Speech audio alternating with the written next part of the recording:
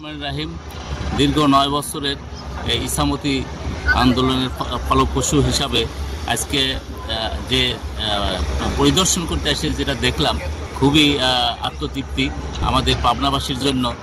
যে সেনাবাহিনীর তত্ত্বাবধানে যে কাজ হচ্ছে এটা আসলেই আমাদের গর্বের বিষয়। আমরা হয়তো আশা করতে পারি যে ইসামতি আবার পূর্বের ন্যায় আমরা ফিরে পাবো। এই ইসামতি আমাদের যদি খনন কাজ হয় পাবনাবাসী আগের সেই জৌলুস ফিরে পাবে।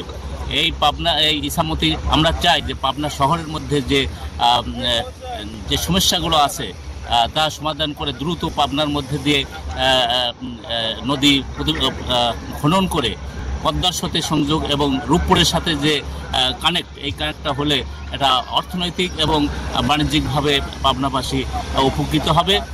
এই নদী যে আমরা দ্রুত চাই যে পাবনার মধ্যে যে দুই পাশে রাস্তা ওয়াকওয়ে এবং আমাদের যে চলার জন্য পথ এবং গাছপালা দিয়ে যখন আমরা সকাল ভোরে পাবনাবাসী হাঁটার জায়গা নেই, পরিবেশ নাই, একটা বিনোদনের জায়গা নাই, আমরা এই বিনোদন খুঁজে পাবো।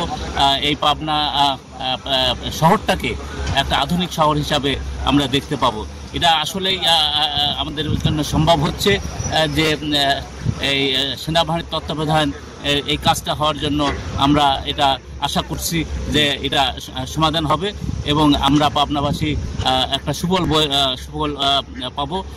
সবাইকে ধন্যবাদ দিয়ে শেষ করছি। খোদা হাফেজ।